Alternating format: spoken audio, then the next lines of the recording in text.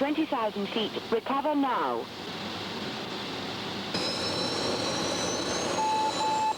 10,000 feet. If not recovered, eject. Eject. Since man first took to the air, one single maneuver has killed more pilots and destroyed their aircraft than all others put together: spinning.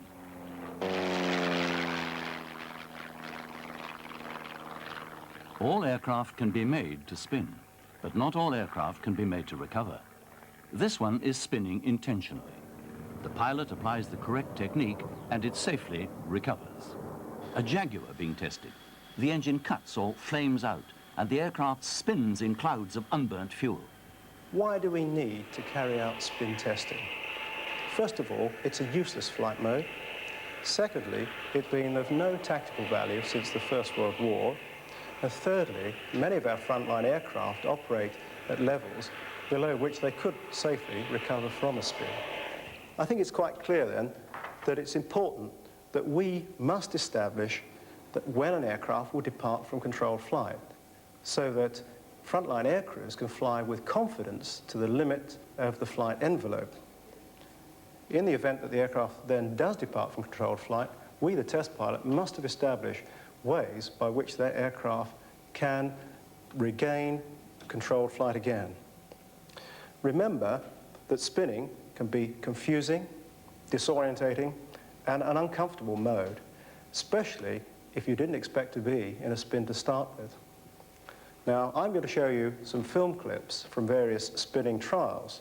What I'd like you to bear in mind during this film is one factor, and if you go away from this lecture with one factor alone, we will have achieved something. And that is that whenever you're spinning, be prepared for the unexpected. An American Buckeye trainer. The spin was intended to be 4 turns. If you count closely, you'll see that recovery didn't occur until 33 turns later. And the reason for this delayed recovery was never found.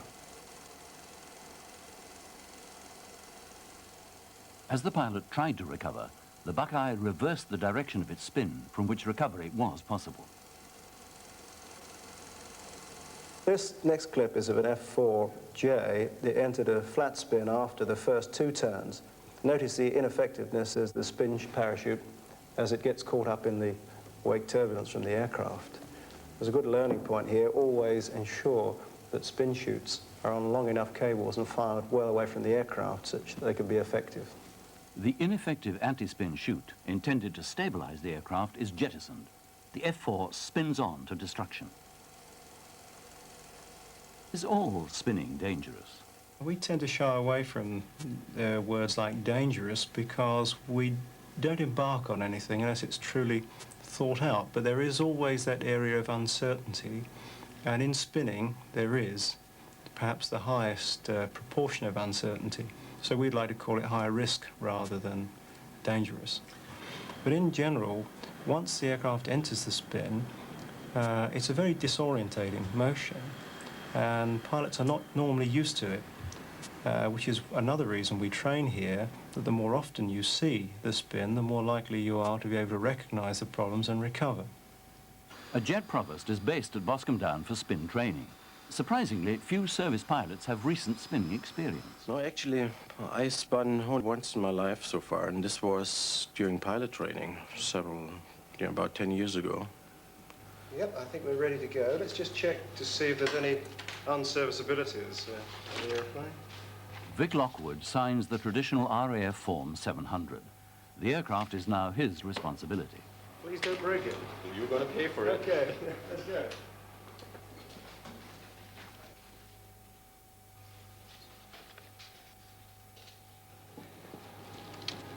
Okay, this is your first trip, Harry, in the JP, and we're going to have a look at all sorts of things in the spin as well. Okay. So, rather than confuse you with too much of the technical detail, I'll look after most of the limits, and I'll remind you of all the different flying limitations as we go, so that we can actually concentrate on the spinning.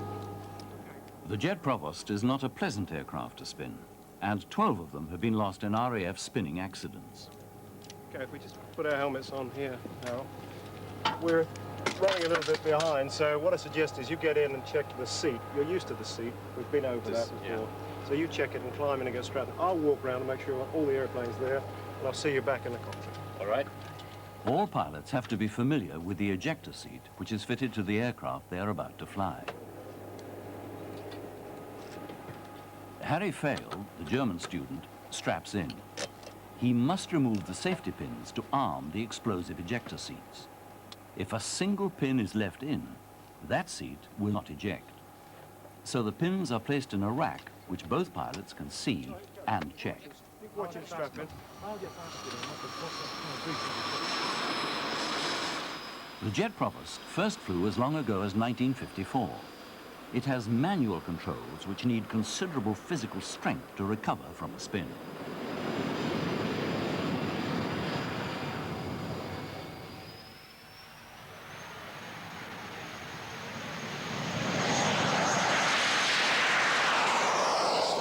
After takeoff, Harry climbs to 16,000 feet.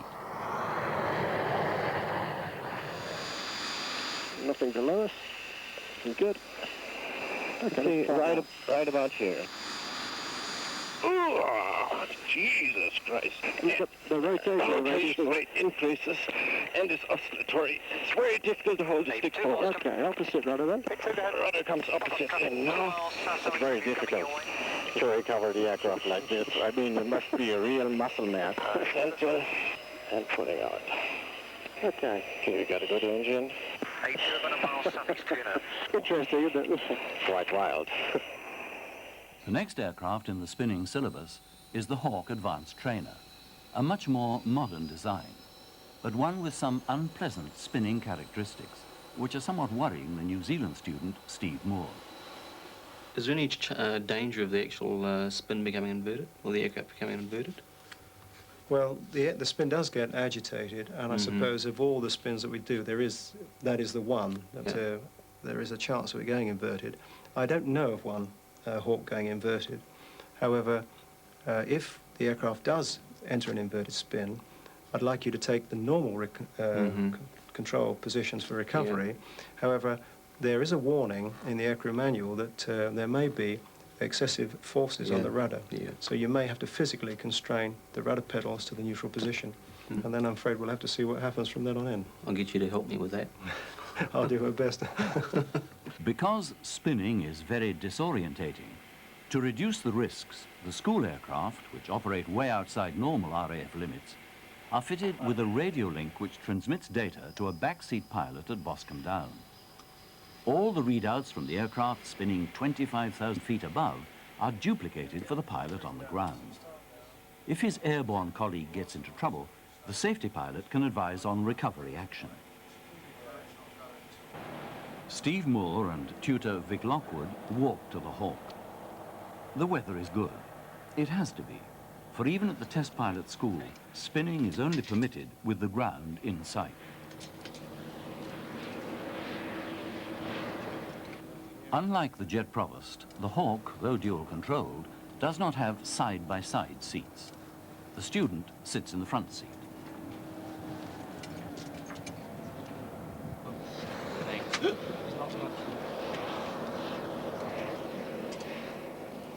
Spinning imposes severe stresses on the airframe, and any loose panels could jam the control surfaces and prevent recovery. So the visual checks are especially thorough.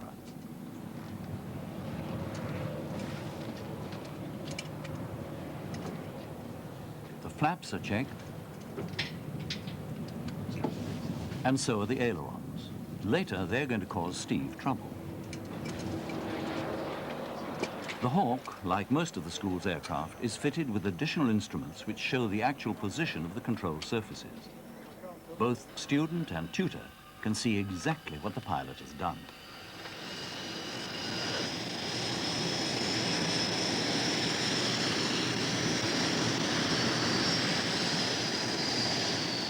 The intake guards removed and the engine started.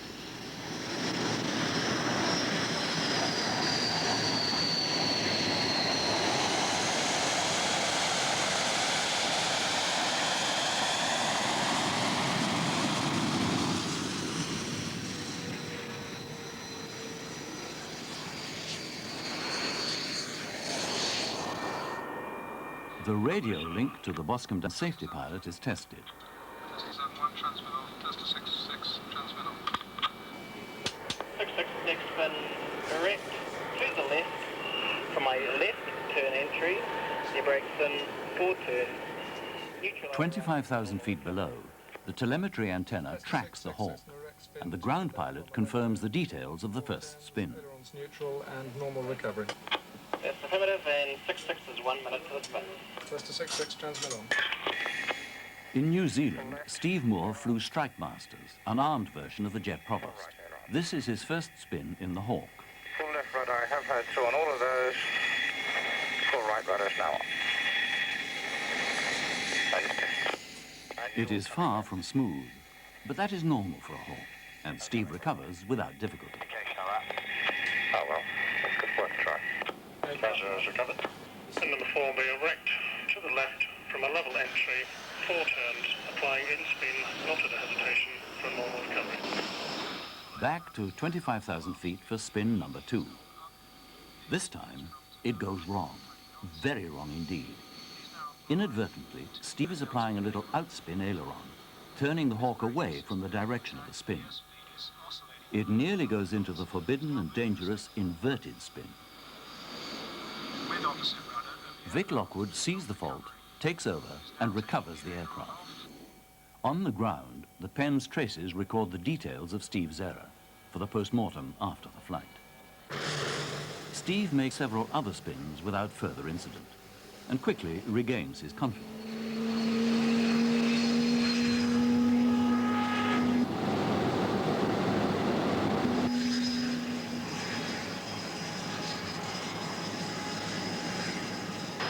In a spin, a jet aircraft's engine can flame out and be impossible to relight.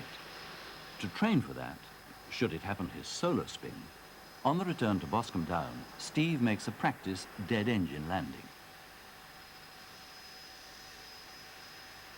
With the engine at idle, the approach has to be steep in order to keep up safe flying speed.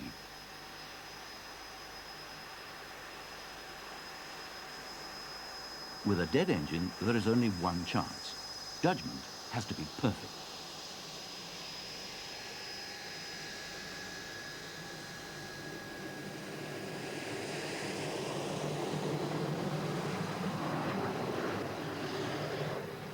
Next, the debrief.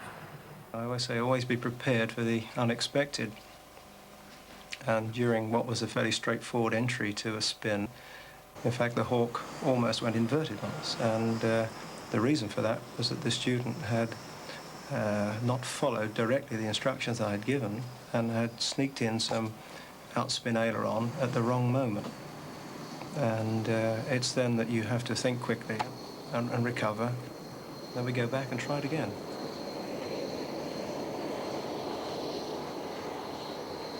I think he learned more in that sortie than he will ever admit. I think he felt a little chastened after a while when his entry techniques were not consistent. But by the end of the sortie, he'd regained his confidence because he'd overcome that problem. Well, when I entered the spin, I had a small amount of aileron input. The stick in the Hawk, the way it's slightly canted over to the left. So what I was doing, 2 hands on it, which is a bit of a habit-forming thing with me because of the Strike Master's got fairly high elevator forces.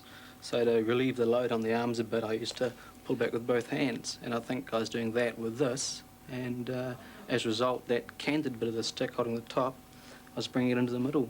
That could have been it. That's my excuse anyway. The final exercise is spinning the Hunter. It is unique to the school. For an RAF service, spinning a Hunter is not permitted. We are, in fact, the only course that spin swept-wing aircraft. We are lucky to have an aircraft which we can spin both erect and inverted in. Perhaps I can explain to you what I mean by erect and inverted. This is a model of the Hunter. In an erect spin, what is happening? The aircraft is travelling down a vertical path, and in doing so, it is rolling, and it is pitching, and it is yawing, and therefore it is taking this sort of motion. That's an erect spin, because you can see quite clearly the pilot is still sitting upright in the cockpit and is experiencing these motions. And so the forces are in the normal sense, from head to toe. If we look at inverted spinning, the airplane is in fact spinning upside down.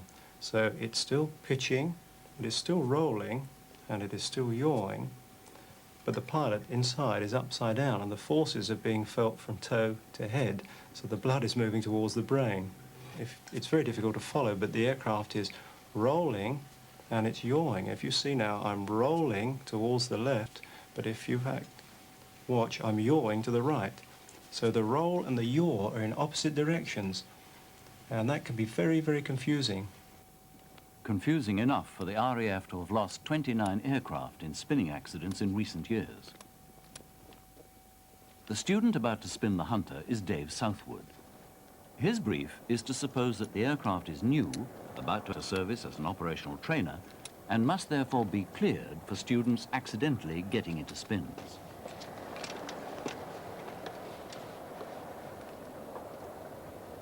The school Hunter has special instruments which can help a pilot to recover from a spin should he become disorientated. You can get disorientated in the spin. Certainly it's an exercise or a flight training where you do need a fair amount of practice to stay familiar with it. But again, it's one of the things we're looking at the airplane for, to see how disorientating it is. Because if it's too disorientating and confusing, then there's no way you can let solo students go off and spin it.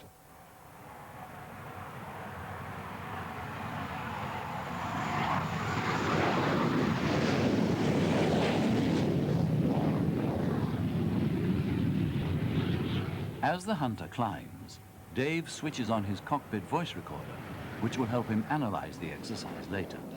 Looking for oscillations and any engine problems, and comments on the rudder forces as it goes oscillatory. Quarters are on and entry. Hesitation after a quarter of a turn, nose to 30 nose down. Some hesitation just after one turn. Waiting for the next hesitation. Going there. And going out, spin aileron. Missed the second turn slide end, that's 3.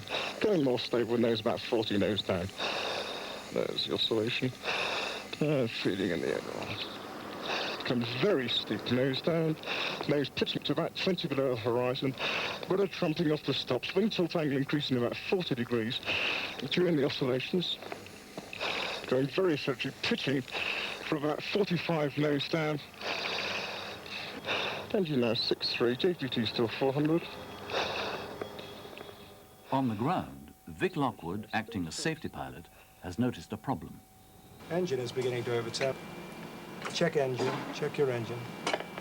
And recovering, centralised the ailerons. Full off. Dave Southwood does and acknowledges. Is recovered. And recovered. And the RPM's coming back about 6,450. I think JPT's coming back to 400. Tights will be good. The aging Hunters at Boscombe Down remain the only swept-wing aircraft in the world that are routinely spun inverted.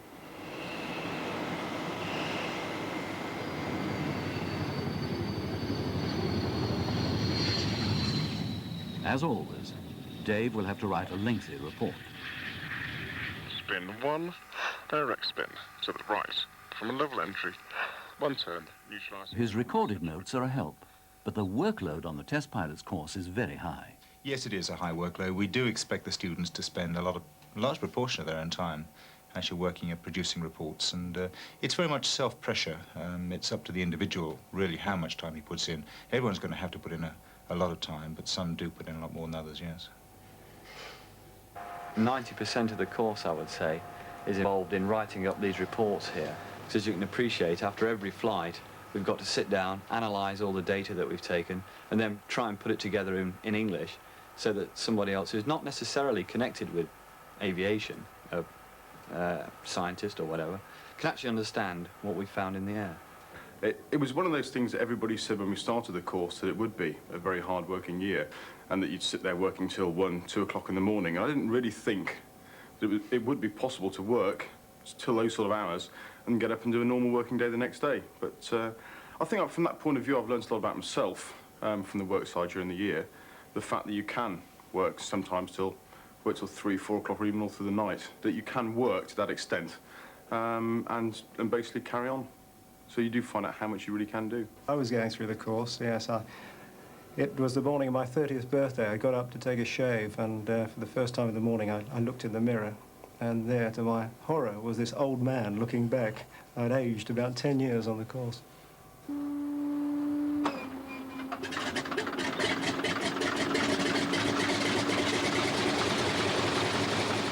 The sight and sound of the past, a Pratt & Whitney air-cooled radial engine. It is powering a de Havilland Beaver, borrowed from the Army Air Corps, for an exercise in stability which, though not as risky as spinning, does involve stalling the big Army monoplane.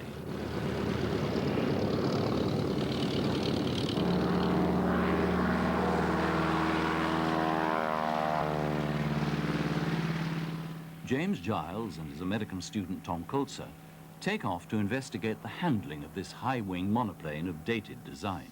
You'll never make a silk purse out of a thing like this airplane. You wouldn't want to. It would take away all its character. The heart, yeah. Well, that's one thing to be said about these type airplane. The harder they are to fly sometimes, people get more personality with them. They like them better. So if you'd like to go into a progressive steady heading side slip now, so that you go all the way through to full rudder. We know we can, so. Okay, we come on with the right rudder. Okay, right rudder. Okay, so we're immediately seeing that right rudder's generating right side slip. Right side slip. And a lot of left aileron required. Back.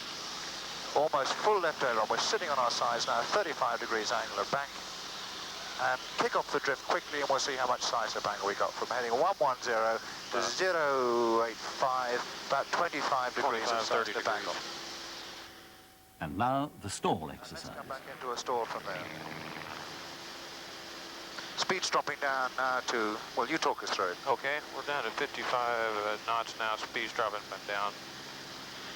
Ailerons are very light, and we're starting to use a little rudder for directional control.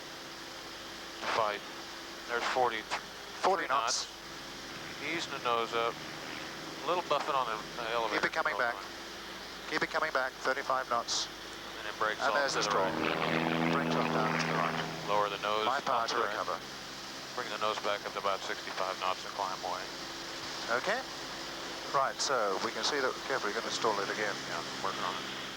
As one stalling exercise ends, another begins, with the Andover taking off from Boston down. The heavy transport is being flown by the helicopter student from Singapore, JT, with tutor Colin Wilcock. Got the indication. Try the controls now.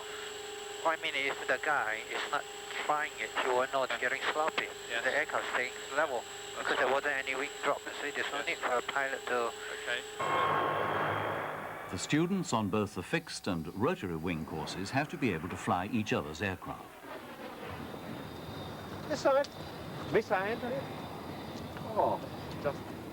Mirko Zuliani, the Italian fighter pilot, is to fly this Lynx.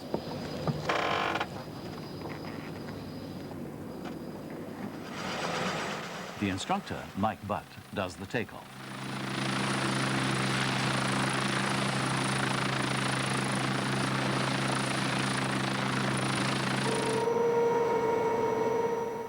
The exercise is to show Mirko how to make an auto-rotational descent, that is, without engine power. Right, now, do watch the torque variation, and do watch the amount of pedal you have to put in when you bring in the lever at the bottom of the auto-rotation. Okay, so I'll hand over control to you, and then we'll go straight into the one to the right. Okay, you have control. I have a control. That's good control. Meanwhile, JT, the helicopter pilot, is being instructed in the art of stalling the Andover. Have a look at what happens when you get closer to the stall, finally going into the stall itself, and then recovering from it. Right, as you get down towards it, you're still out of it now, just have a look at how effective the controls are. Okay, and the rudder. Okay, now let the airplane decelerate till you get the buffet. Let it keep coming down now, and we'll just go straight into a stall. Okay, airframe buffet. Right, now recover. Cover, stick forward. Okay. Roll it level. Pick up the ring as I get out of the stall. JT eases the transport out of the dive. as Mirko, jet fighter pilot, makes his first helicopter landing. Get a bit of left pedal as you come down. Okay. That's it. Bump. There we are. Super. That was very good.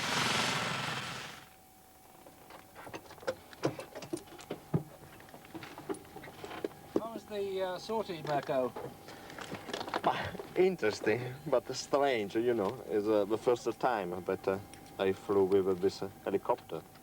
At the end of the summer term, there is the staff wash-up, a confidential meeting to discuss the students' progress, or otherwise. We asked tutor James Giles for his opinion of the course so far. Well, it's like all courses. There are one or two who are very good, and very good indeed, in fact. They're showing a lot of imagination in the air, they're planning well, flying well, and really on top of it. At the other end of the scale, there are one or two who are having problems with adapting to flying as a test pilot. They can fly perfectly well, as they're perfectly safe, but they're having to work very hard at actually being a test pilot. And I think that if you were to see the chaps at the beginning of the course and now, you will see that they are visibly tired and aged because the pressure that's upon them. And so the biggest problem, from the staff point of view, is knowing just how far to push these chaps.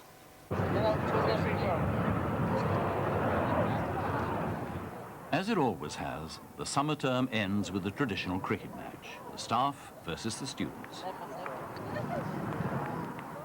The staff are batting. Lockwood caught and bowled Ludford. You catch the roads so far? Yeah. Serge Aubert bowls from his short run. Run! Yours, Les. The boss gets a single. The score is irrelevant. The staff have never lost the fixture since it began in 1943, partly because the overseas students are never given the rules. No, what's happening now? Some change? How is it? There's always a lot of change, but you never notice who changes with what.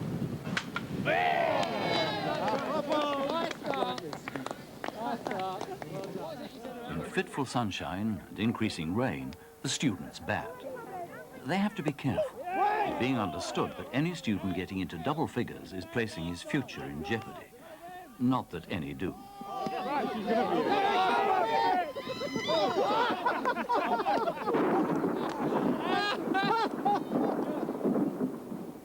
Dave Southwood takes off on the wrong runway and is out. Great. Harry Fail, last man in, is prepared to save the match. I prosit, I prosit. Do that end, Harry. Come on. Ready?